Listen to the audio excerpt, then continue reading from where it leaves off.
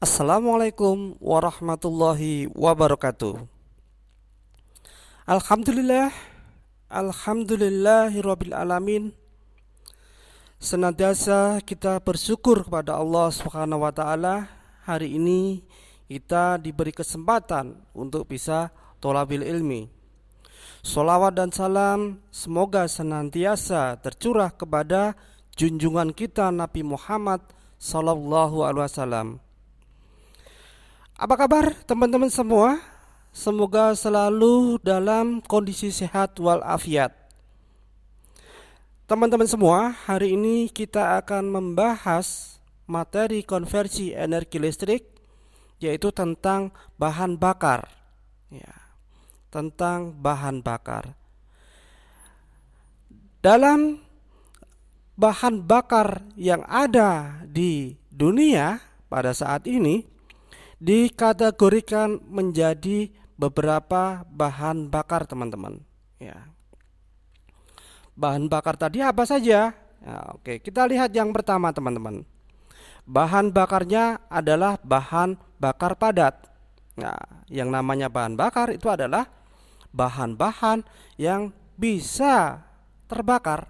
Ya, bisa terbakar atau bisa menyebabkan api. Ya, bisa menyebabkan api. Ini yang dinamakan sebagai bahan bakar. Oke. Jadi yang pertama kita akan bahas pada outline kita adalah bahan bakar padat. Yang kedua, kita akan bahas juga tentang bahan bakar cair. Ya, ternyata kalau ada yang padat, cair ternyata juga ada juga ini ya untuk bahan bakarnya. Oke.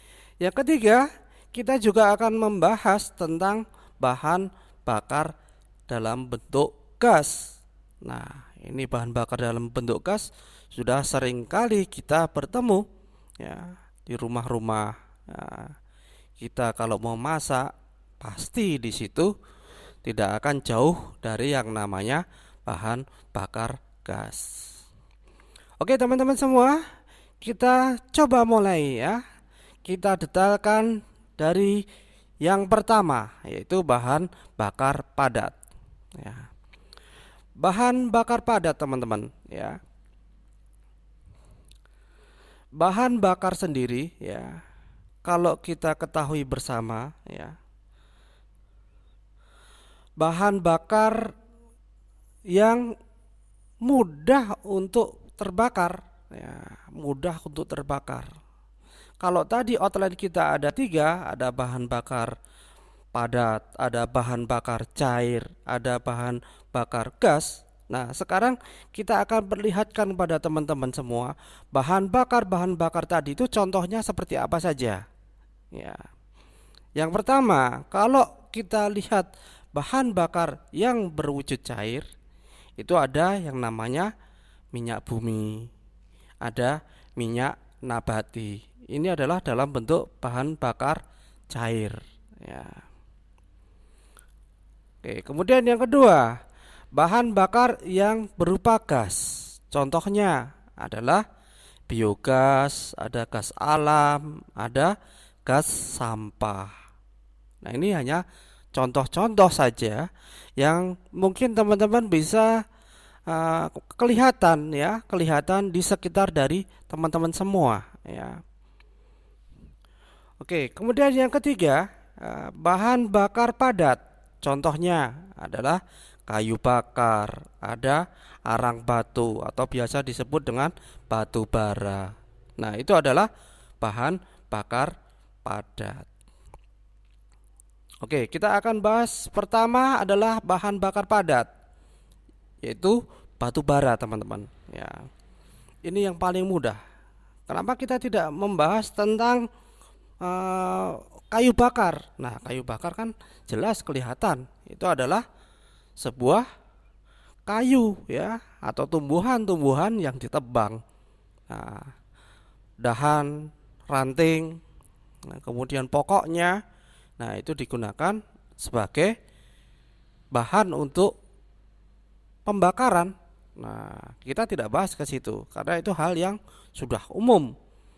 Yang akan kita bahas sekarang adalah batu bara. Ya, batu bara. Nah, teman-teman ketahui bersama di Kalimantan itu adalah sebuah daerah, ya, sebuah pulau yang mempunyai kandungan batu bara paling banyak di Indonesia itu, ya. Paling banyak itu adalah di Kalimantan. Batu bara, ya. Ya, artinya di situ kalau dilihat batu yang bisa membara sebenarnya. Ya, maka dikatakan batu bara, ya. Oke, biasa disebut dengan arang itu kalau di Jawa. Oke, kemudian bagaimana atau cara terbentukannya dari sebuah batu bara tadi?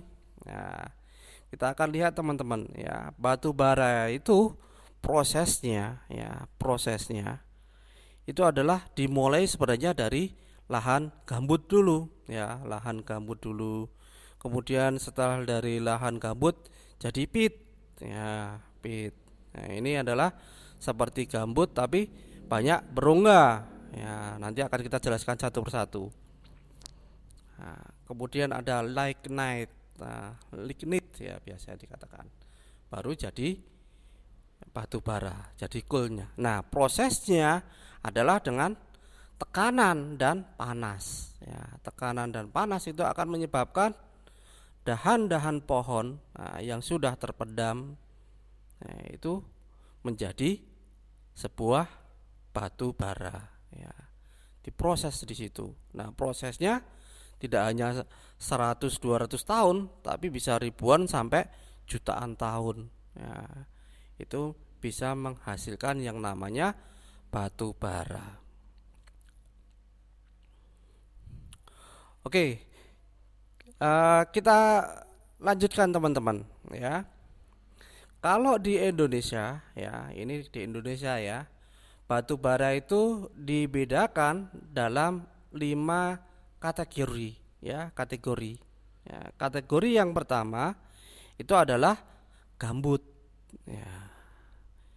Biasa dikatakan sebagai lahan gambut.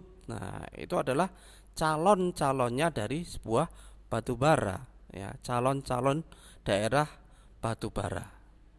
Yang kedua itu adalah yang namanya pit, ya, pit.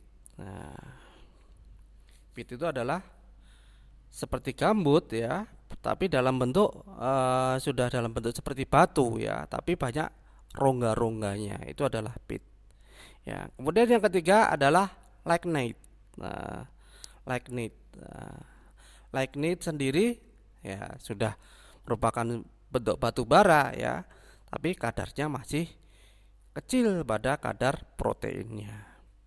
Kemudian yang keempat ada bituminous, ya, bituminous, ya. Nanti kita jelaskan satu persatu. Bituminous itu seperti apa, lignite seperti apa.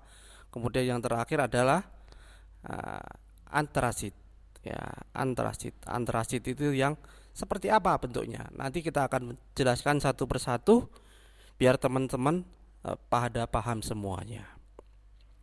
Oke, yang pertama kita lihat teman-teman, gambut, ya.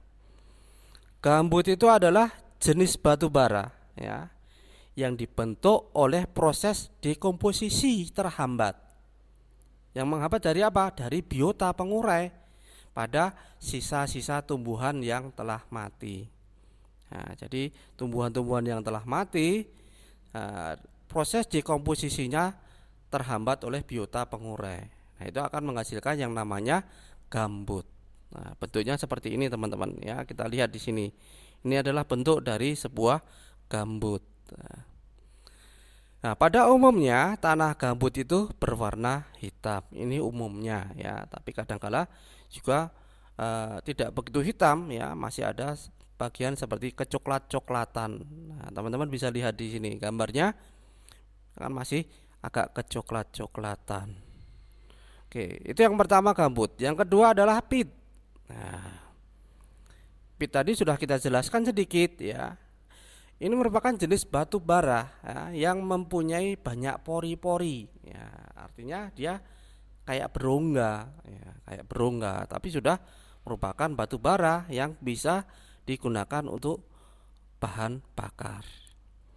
Nah, Peat sendiri ya, karakteristiknya itu mempunyai kadar air yang sangat tinggi, yaitu sekitar 75% ke atas.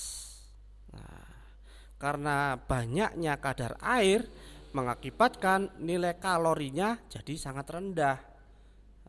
Sehingga dia sedikit sekali akan mengandung karbon.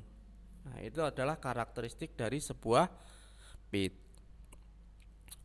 Oke, yang ketiga adalah lignit. Lignit itu bentuknya agak sedikit berbeda ya dengan batu bara yang lainnya ya.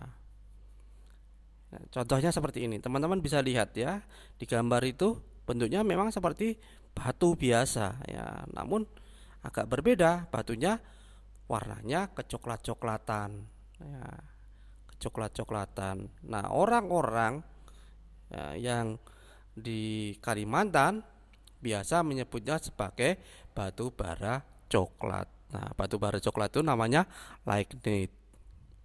Kemudian karakteristik yang lain dari sebuah batu bara lignit itu mempunyai kandungan air maksimal adalah 75%. Nah, biasa dikatakan 35 sampai 75%. Yang kedua, karakteristik yang lain, batu bara ini sangat lunak. Nah, sangat lunak. Karena sangat lunak, maka dia cepat rapuh ya. Karena lunak ya, gampang pecah ya, gampang pecah atau mudah pecah. Jadi kalau dipegang, diremas sedikit, nah dia pasti pecah ya, akan menjadi butiran-butiran yang lebih kecil. Jadi dia tidak keras. Ya, lunak dia ternyata. Oke, kemudian dari karakteristik yang lain ya, kandungan kalorinya juga sangat rendah ya. Kenapa dikatakan sangat rendah? Ya, karena kandungan karbonnya juga sangat sedikit. Nah, kandungan yang banyak pada lignit itu adalah sulfurnya ya. Sulfurnya itu kandungannya sangat banyak. Nah, itu adalah karakteristik dari sebuah batu bara lignit. Nah, jadi agak berbeda ya. Tadi dengan gambut berbeda, kemudian dengan peat juga berbeda. Ya. Kemudian yang keempat kita akan perlihatkan pada teman-teman ini jenis batu bara bituminus ya, bituminus. Nah, teman-teman bisa lihat di sini ya. Bituminus ini kondisinya adalah batu bara yang sudah keras. Ya, batu baranya sudah keras. Dia sudah mulai mengkilap, mulai saja ya, belum mengkilap sekali enggak ya, sudah mulai mengkilap ya. Nah, kalorinya ya, kandungan kalorinya itu relatif banyak. Artinya ada sebagian yang banyak, ada sebagian kecil juga yang sedikit. Tapi rata-rata kandungan kalorinya banyak. Nah, kemudian tekstur ikatannya yang baik, artinya dia kondisinya kan padat ini ya. Kondisinya padat jadi keras, maka dikatakan sebagai tekstur ikatannya bagus. Nah, warnanya hitam dan mengkilap. Nah, jadi warnanya hitam, ya, betul-betul hitam. Ya. Kalau tadi lignit tadi adalah agak kecoklat-coklatan, nah kalau yang ini sudah warnanya hitam. Ya. Bituminus itu sudah warnanya hitam. Ya. Kandungan kalorinya sebesar 68 sampai dengan 86%. Nah, cukup besar ini ya. Kandungan kalorinya cukup besar. Maka karbon yang dikandungnya juga cukup besar. Nah, kandungan karbonnya cukup besar. Nah, kemudian kandungan air, ya, kandungan airnya itu rendah, ya, sekitar 8 sampai 10%. Nah, begitu juga dengan kandungan sulfurnya, juga rendah juga, ya. Nah, sulfurnya cukup rendah. Nah, teman-teman bisa lihat ini bentuknya seperti ini. Ini adalah bituminus, ya, bituminus. Di Kalimantan banyak juga bituminusnya. Ya. Oke, kita lanjutkan yang terakhir ada kita ke bagian macam-macamnya dari bituminus dulu ya. Sebelum kita ke antrasit, kita ke bituminus macam-macamnya. Yang pertama ada bituminus semi bituminus ya, batu bara semi bituminus. Ada juga bituminus yang asli yang betul-betul bituminus, ada juga sub bituminus. Nah, artinya kalau semi bituminus itu ini antara lignite dengan bituminus, itu namanya semi bituminus. Kemudian bituminus itu sudah kondisinya karakteristiknya seperti tadi yang sudah kita sampaikan. Sedangkan kalau sub bituminus itu hampir mendekati yang namanya batu bara antrasit. Nah,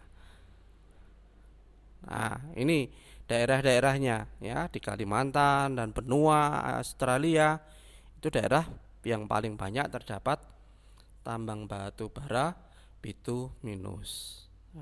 Oke ya, teman-teman harus hafal ini ya. Kalau di Kalimantan itu adalah tambangnya kebanyakan bituminus ya, Australia juga sama. Oke, yang kelima kita akan bahas jenis dari batu bara antrasit namanya ya. Antrasit itu adalah batu bara kelas premium ya. Kelas premium artinya apa? Kelas tinggi ya. Ini sangat-sangat super ya. Sangat-sangat super. Sehingga harganya juga super juga ya, karena kelas premium nggak ada yang tidak super ya. Nah, karakteristiknya seperti apa toh antrasit itu? Yang pertama ya, mempunyai sifat warna hitam mengkilap.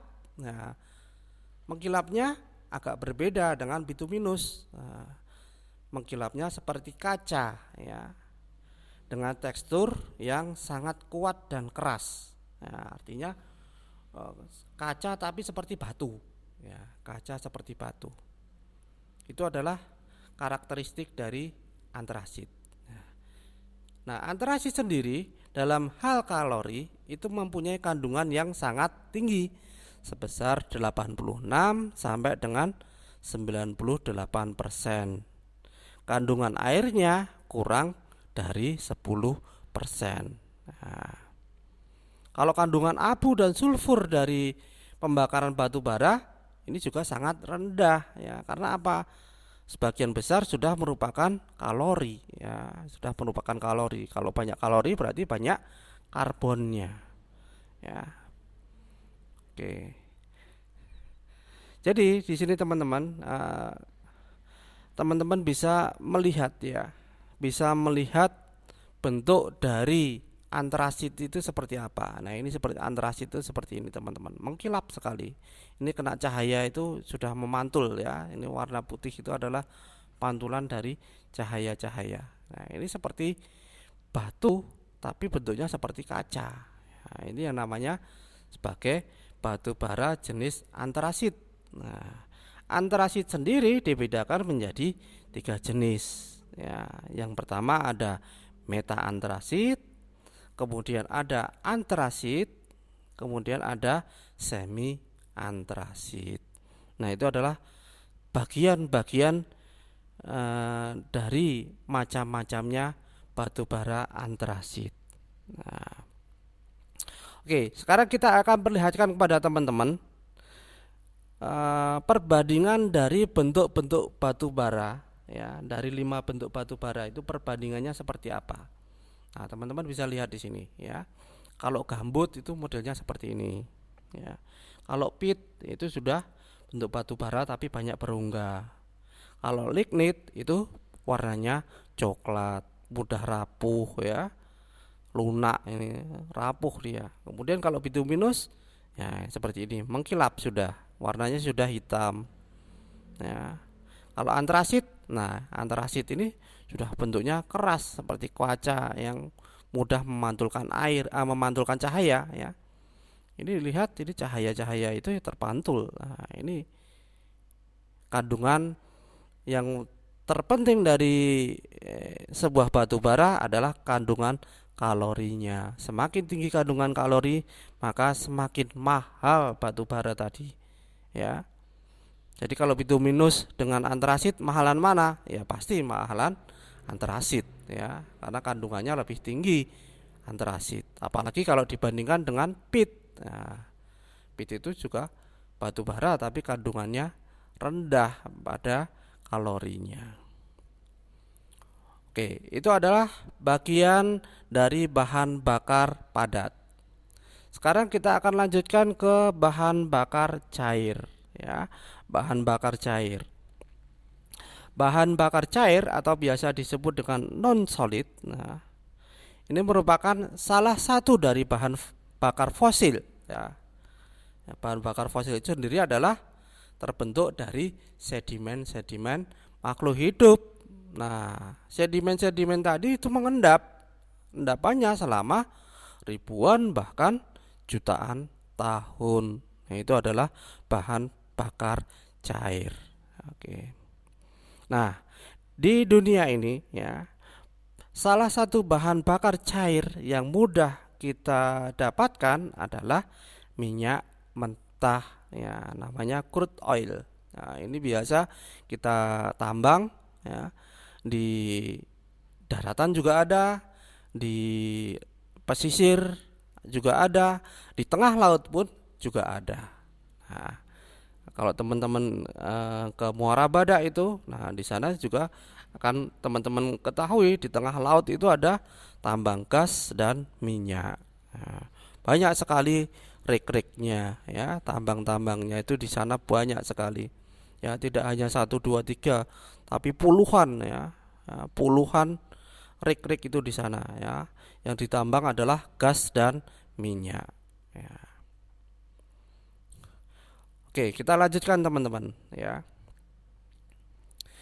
Jenis minyak ini belum dapat langsung digunakan, yang namanya crude oil tadi, ya. Ini belum dapat langsung digunakan, namun harus disuling dulu, atau biasa disebut dengan di-refine. Nah, di-refine dulu, disuling dulu, baru nanti akan bisa digunakan sebagai bahan bakar. Nah, kemudian kalau kita lihat gas dalam botol atau biasa disebut dengan LPG, itu adalah salah satu produk dari hasil refine.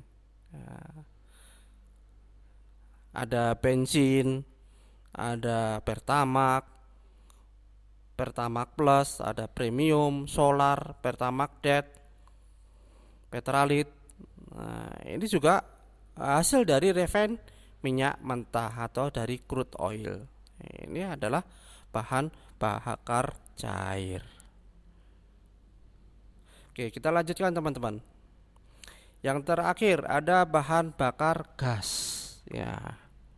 Bahan bakar gas merupakan bahan bakar yang berasal dari fosil tapi sudah dalam bentuk gas, ya.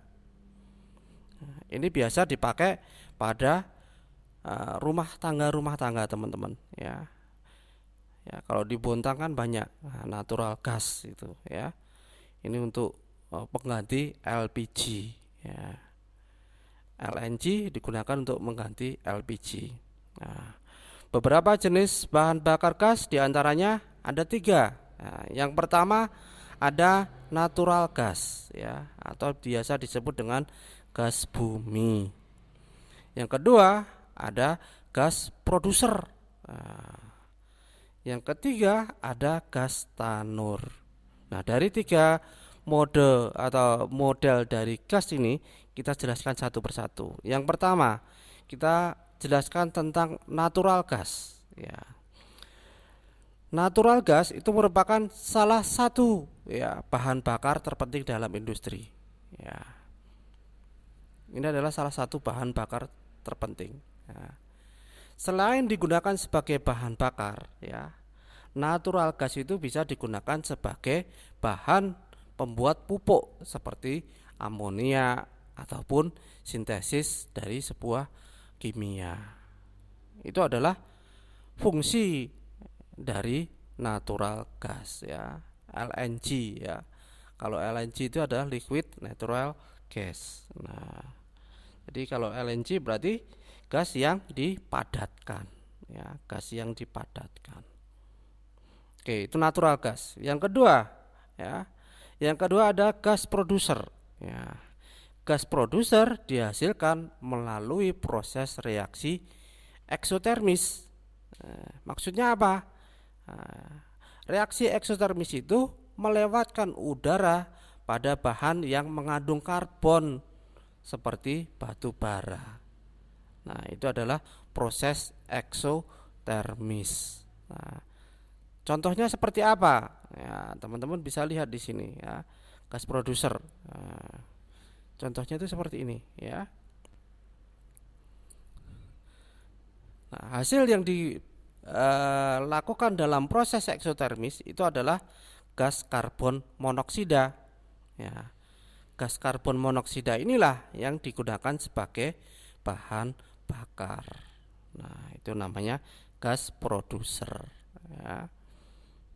Oke. Kemudian selanjutnya ada gas tanur. Nah, gas tanur.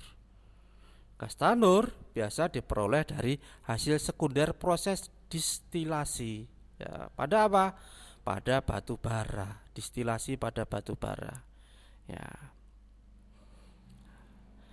Industri-industri yang biasa menggunakan gas tanur adalah seperti industri baja. Ya, industri baja itu menggunakan gas tanur sebagai pemanasnya, pemanas bajanya, penghasil besinya, ya, untuk melelehkan besi, ya, itu menggunakan gas tanur.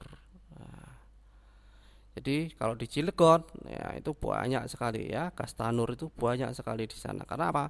Ya, untuk melelehkan, ya, melelehkan besi-besi, untuk mencetak besi, nah, itu menggunakan gas tanur.